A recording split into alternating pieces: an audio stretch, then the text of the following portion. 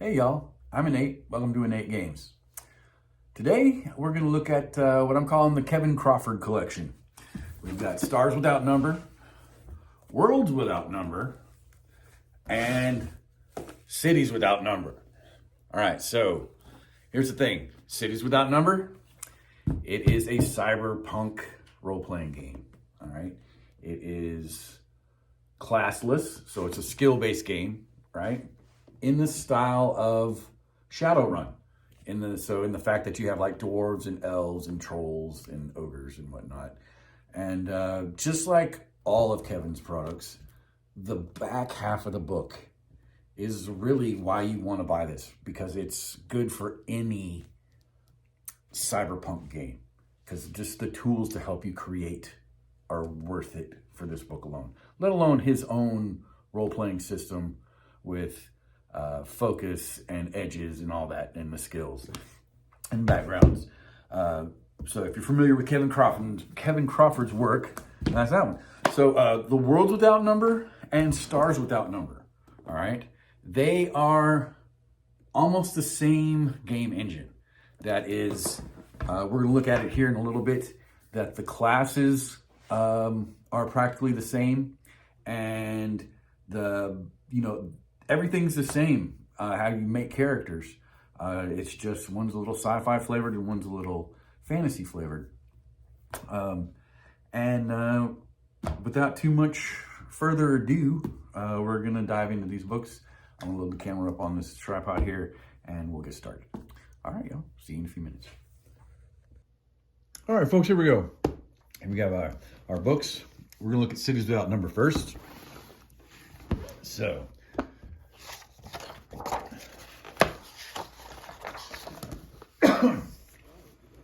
in the table of contents here, you've got character creations, attributes, skills, choosing a background, contacts, one roll on the contact tables, and you have your edges, your foci, your hit points, attack bonus, and saves, your starting gear, and your final touches. So that's how that's different than a normal Kevin Crawford game. All the rules are pretty much the same. Acquiring gear, hacking, cyberspace, creating your dystopia. Here we go. Here's what the good part of any Kevin Crawford book is creating your dystopia. You got cyberpunk themes, creating your world, creating the city, building your district, creating megacorps, creating gangs, creating NPCs. So right there in that one chapter, you've got everything, right? But then you have creating and running missions, creating schemes, NPC operator teams, NPC scheme results, how to create a mission, mission tags, mission types, creating an intrusion mission, playing the mission, mission rewards and experience, and heat. All right. Then you've got Faces on the Street, which is just different folks that you can encounter, reaction rolls, the city, a timeline. So then you have his world, his sandbox to play in that he created. And it says mixing sign nominate games together. I'm not exactly sure what that means, but maybe we'll get there in 218. Supplemental material, cyber product line quirks, variant humanity, cyber alienation, cheap cyber, magic in the city, mages and spellcasting, spells, summoners and spirit calling, spirit powers, example summon spirits, magic user foci, the graced, and magic items. All right, so going through here, let's this way. Like I said, attributes, skills, everything. Your skill levels 1 to 4, just like any other Kevin Crawford game. Strength, dex, con, intelligence, wisdom, charisma, just like any other Kevin Crawford game.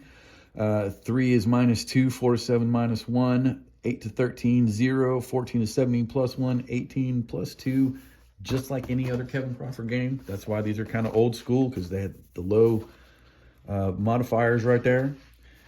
Skill checks, so you choose a background. Bum, bureaucrat, clergy, coder, corp security, anything, soldier, spy, outlander, technician, streetwalker, all very much appropriate to a sci-fi, hacking kind of cyberpunk Shadowrun kind of game. So just like any other Kevin Crawford game, you can get a free skill in your quick skills, or you can get your free skill in like three rolls, two in one and one in the other, or three in one and none in the other, something like that. So yep, there's backgrounds. It's all kind of color coordinated. So character creation is here in the pink. Then we have our contacts. I got my roll and play bookmark in here. Contacts, one roll contact table, so the D4, D6, D8, D12, D10, and D20. He's kind of famous for doing that too. Let's see, edges, operator edges, focus list and foci. So that's kind of like talents, or, you know, drone pilot, hench keeper, pop idol, expert programmer, unarmed combatant, roamer. So those are the kind of things you do instead of a clash. You get those, you get your edges, you get your contacts, and your background, and that kind of makes your character up. And then you get your starting gear depending on, you know, what you are. If you're a gunslinger or tech or hacker or medic, you got your character advancement over here on your levels, normal hit dice, hard to kill hit dice, normal attack bonus, on target attack bonus, your saves, including your luck save down here. Let's see, starting gear, final touches, sample cyberware packages, and then you got the rules of the game. There, I just went all the way to the next chapter. Crafting and modifying gear, see that's all in that color. Combat round, tools of the trade, encumbrance and gear and lifestyles, common bribes, common wages, all the way to example vehicles. And then we start hacking. And then this color is hacking. Creating the city, your world's problems, creating the world, cyberpunk themes. Let's put that down. Creating your dystopia. Oh, there we go. Network servers and architecture. That's where it ends. And then it begins anew here with creating your dystopia. All of our cyberpunk themes. Creating your world. Your city's problems.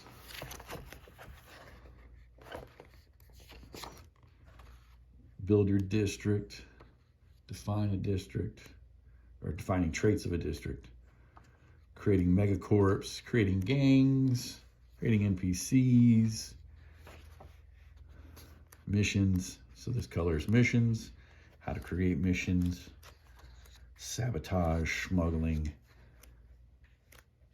mission rewards and experience, faces on the street, reading NPC stat blocks, beasts and guard animals, corp guards and law enforcement.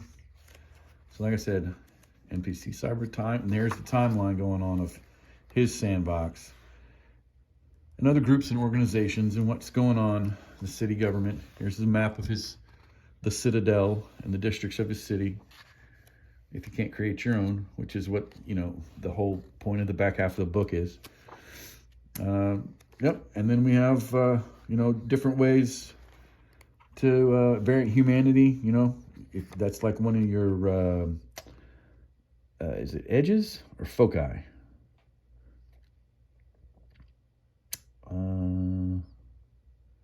It's a focus pick, so it's one of your foci. So you can be an elf or a dwarf or a Morlock or an ogre, the variant human. And Chrome Syndrome, that's something you can get if you get too much cyber. And then we got cheap street cyber, magic and spell casting. How you can have other classes besides the main classes that normally inhabit this without actually having classes, because like I said, there's no classes. So you have to imagine, pick it up as a focus. Oh no, this is an edge. Oh, maybe it takes the spellcaster edge at first level. Well, there you go. Overcasting, summoners and spirit calling. So this is, you know, spirits of the grace. This is like a monk. Remember that? That's like a monk. And magic items, magic weapons. And that's pretty much it. Magical elixirs and cysts. And and an index. So like I said, this is a typical Kevin Crawford book, but no classes. So that's what makes that one different. Now let's look at this. This is really what I want to look at with these guys, because I mean it's all pretty much the same in these books, because you have your skills that all is the same. You have your backgrounds that are all basically the same, where you have a free skill, and you can have quick skills, or you can roll 3 times over here in these. So, you know, it's all the same, and it doesn't matter which one of these 3 books you pick. But here we go. Here's what I want to look at, is choosing our classes. All right, got my Shahara bookmark out here. Let me get over here with this one. Find it real quick. Right there, yep. They're actually prepared for this video. So, if you look at here, character classes, and this one it says choosing a class, and this one says character classes. So you have the expert, right? The expert. And then you have the expert. Class of ability for worlds without number. Masterful expertise. Once per scene, expert may reroll any non-combat skill check as an instant action. This allows the expert to make a roll and then immediately use this ability if the resulting total isn't good enough to succeed. In cases where it matters, the better of 2 rolls may be used. And then we come over here. Expert. You gain a free expert class abilities. Once per scene, you can reroll a failed skill check, taking the new roll if it's better. Class ability quick learner over here. When you advance the character level, you gain an extra skill point, which may only be spent on gaining or improving non-combat skills or raising attributes. You may save this point to spend later if you wish. When you advance an experience level, you may gain a skill bonus point that can be spent on any non-combat, non-psychic skill. You can save this point to spend later if you wish. So this also has you gain a free level in non-combat focus related to your background. Most concepts will take specialist in their main skill, though diplomat, starfarer, healer, or some other focus might suit better. You may not take combat-oriented focus with this perk. In case of uncertainty, the GM decides whether or not focus is permitted. So you get a little bit more with this one.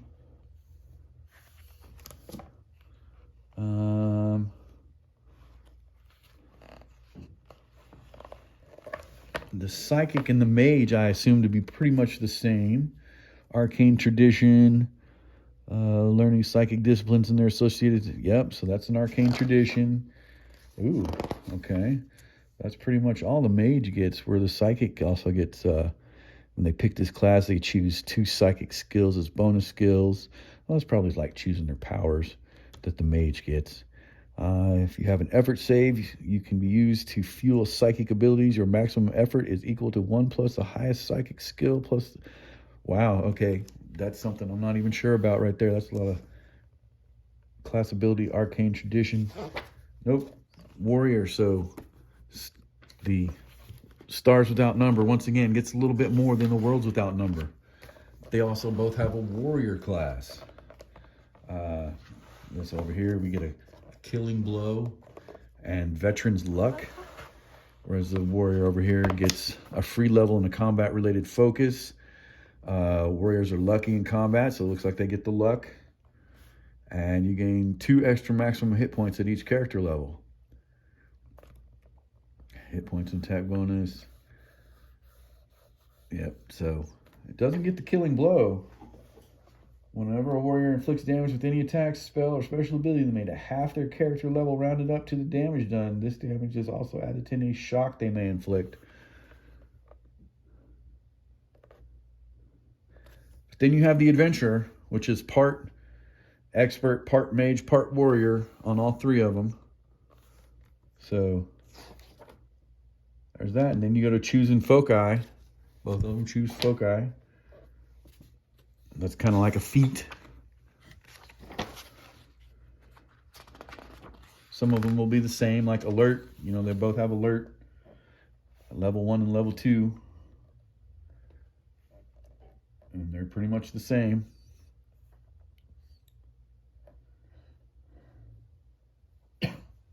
not totally the same. You know, alert and stars without number. Gain notice as a bonus skill. You cannot be surprised, nor can others use the execution attack option on you. When you roll initiative, roll twice and take the best result. Over here, it's gain notice as a bonus skill. You cannot be surprised, nor can others use execution attack option on you. If the GM rolls initiative by sides, you can add +1 to your side's initiative roll. Though multiple alert PCs don't stack this bonus, if you roll initiative individually, you can roll it twice and take the better result. So it kind of is the same, but looks like GM has a little more option for initiative in Worlds Without Number. So yeah, that's pretty much that. Cool stuff back here. Let's go through the colors on Worlds Without Number here. So this is character creation with our pretty yellow up here in the corner. And then we move on to rules of the game. And then we have wilderness and exploration, site exploration. Here we go. Building and crafting gear, system, reference sheet, skill checks, saving throws, injury and healing, spell casting, morale checks, hitting and damage, combat rounds, magic and arcane traditions. That will be all the way through that. Yeah, creating magic items. Then we have the world of Latter Earth. So from what I understand, this is more along the lines of a Elfstone's, a Shannara kind of place, where it's the old world. Our world is decayed and gone away, and the new world is rising up. So that's kind of his sandbox to play in there. But you know, former days, and it tells you all about it. Faiths of the Gyre, outsiders, yada yada yada. Interims of echoed worlds. Then we have creating your campaign, which is what this back part of the book is all about. It's what you want, because you have everything in here. Major cities, communities, placing ruins, one roll malevolent cult, one roll temple details, religion construction, historical events, history construction, one roll government details, government construction, rules of society, building your backdrop, planning your work, geography construction, one roll terrain feature details. These one rolls where you just take all the dice and roll them. Nation construction, nation themes, society construction, government, and then we're back to government construction, religion construction, cults, communities, major cities, community tags, different types of terrain, things that can happen, courts, business courts, familial clan courts, court tags, ruin tags, and different types of ruins, ruin generation. I mean, you generate some just random ruins. Ooh, check that picture out. That's pretty cool. So lots of different things. Wilderness. Creating adventures. What GMs and players need to bring. Issues and how to handle them. Creating combat challenges. A lot of GM advice and how to make different things for your campaign.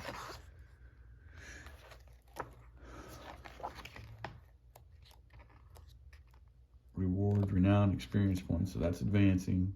Placing treasures. Just all kinds of stuff here. Creatures of the far age. So this is your bestiary. Making monsters, adjusting monsters. How to run monsters.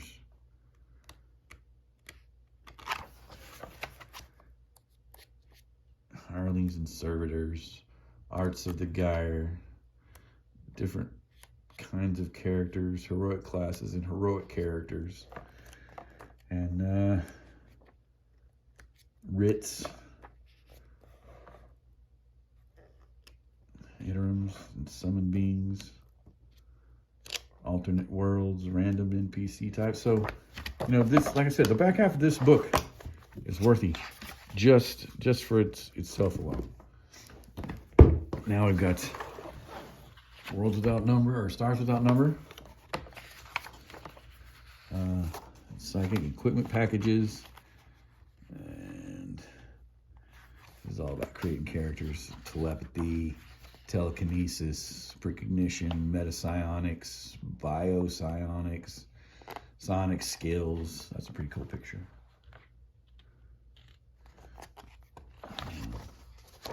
Then we move to the next section, which is systems. The basic mechanics, using the systems, saving throws, combat, all that. System quick reference sheet, so it's got one of those. Equipment and vehicles. That's our next color here is equipment and vehicles. Modding and building equipment. Artifacts, cyberware, drones, vehicles, tools and medical gear, computing gear, general equipment, melee weapons, range weapons, and then modifications. And we're doing what's this one here? Starships. So we have all the different ways to do starship hulls, starship fittings. That's all the different things can go in a starship. How much they cost. Starship defenses, starship weaponry, example starships, building a ship, modifying and tuning starships, space travel, sensors and detection, maintenance and repair, you know, ship, what does that say? Ship crisis, space combat. What else we got going on here? What are these red ones? The history of space. So this is the history according to the timeline of the future. And then we have sector creation, which is always cool because you have all the different things. You create your space sector, assign world tags, create your different worlds in there. But you don't even really need that other book because this has everything you need for that.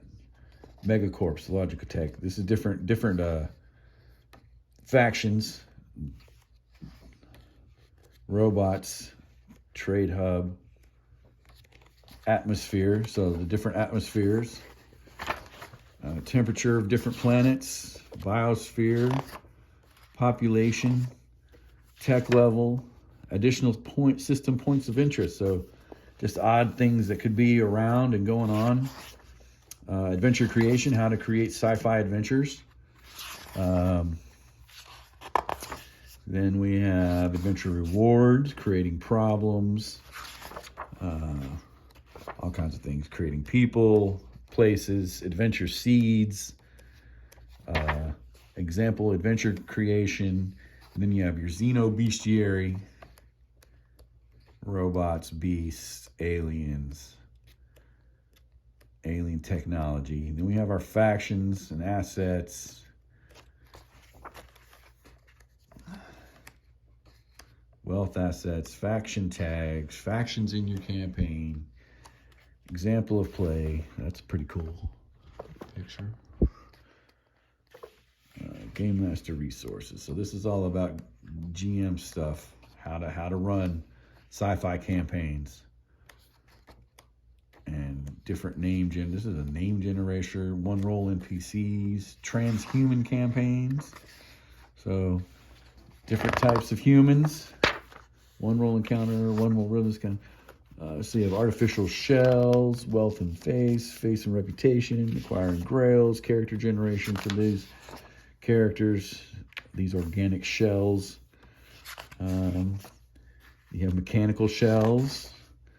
In net and digital shells, digital programs with digital combat, and transhuman polites,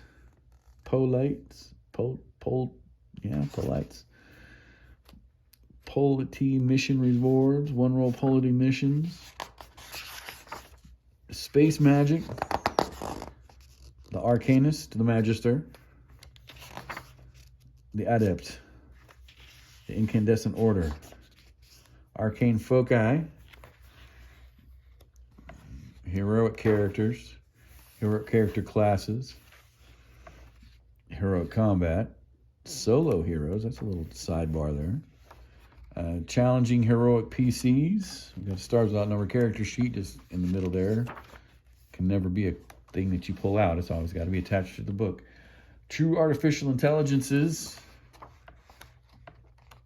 Let's see what else we got going on. Core Routines, Societies, The Origin of Society, One Role Origins, One Role Rulers, Societies Rulers, The Ruled Classes, One Role Ruled, Flavoring the Society, One Role Society Flavor, Mechs, there you go, here's our mech section, Mech Combat, Piloting Mechs, Mech Fitting, Designing Mechs, Mech Defenses, Mech Weaponry, Example Mech Designs.